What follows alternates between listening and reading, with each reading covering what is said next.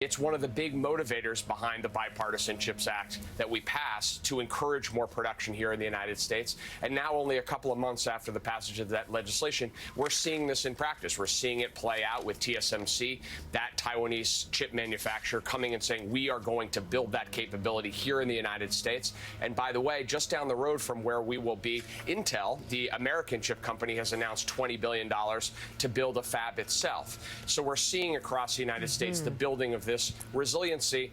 Big geopolitical issue, big economic issue. Okay, Director of the White House National Economic Council, Brian Deese, thank you very much. That tees up perfectly the President of the Council on Foreign Relations, Richard Haass, and former Treasury official and Morning Joe economic analyst, Steve Ratner. And you've got charts on this, Steve, so why don't we start with that? I've got charts because, a lot of people don't necessarily know what a chip is or how it works or what it even looks like. Perfect. So let's do a quick little primer on chips. So the first thing is on the left is a chip that was built in 1956 when Richard and I were 4 or 5 years old. Speak for yourself. Well, you're older than I am, actually. Is a chip that was built in 1956, and you can see it's about an inch by a half an inch, 3/4 of an inch wide. The chip on the right is the current cutting-edge chip that's in an Apple M1 Max computer, and it's roughly the same size. But here's my Morning Joe quiz of the day. Please. How many of the things on the left are in the thing on the right? How many 1,000. Things on the left are in the thing on the Million. right? 10 million. The answer is 57 billion with a B. I was the We're way off. closest. Yeah. 57 Wait, billion in just with one? In just one.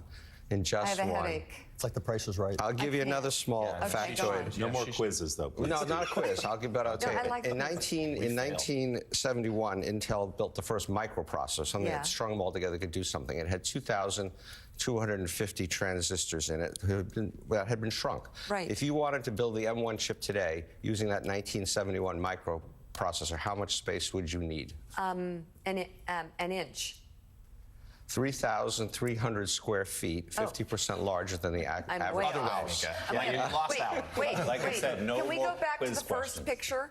Can we go back to... I didn't mean to make that a quiz. So that was, I was That's all going to right. give you the answer. All right, this. So there are... How big is the latest They're version? roughly the same size. They're So, an and inch what high, is the size? an Well, inch let me look. high, 3/4 of an inch my wide. God.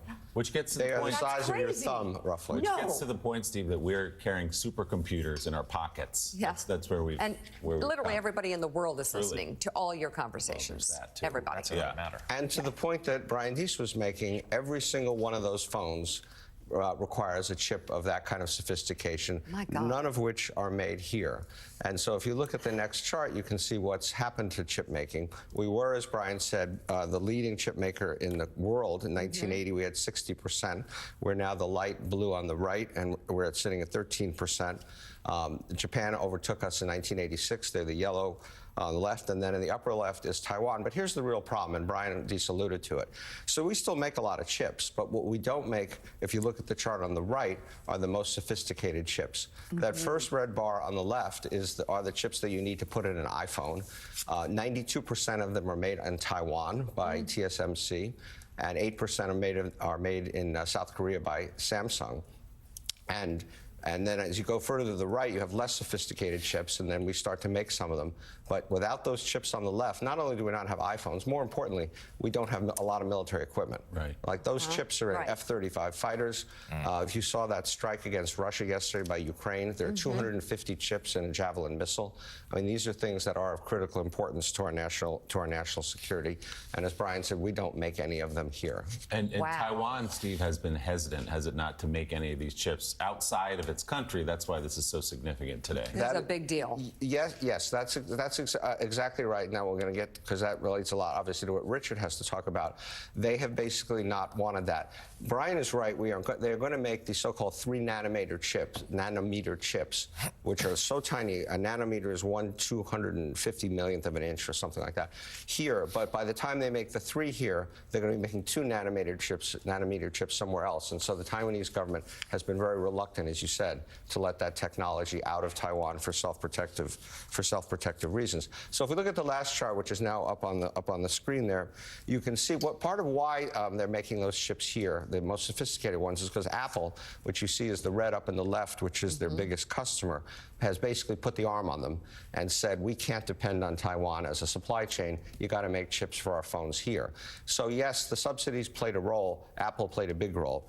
The subsidies on the right, the red bars are the $52 billion that we've allocated for chip making. And according to a study by BCG, it would allow us to make enough of the highly sophisticated chips to power our critical needs, but it wouldn't make enough to power all our iPhones and all the stuff that is less critical. That would require $400 billion on the right, so that's not happening anytime soon, but we will at least get in the game a bit. And you have to give a shout out to Mark Warner and John Cornyn, the two senators who really led the charge on this. They did a great job, as did others. Yeah, and it was bipartisan, Richard. It was passed in August.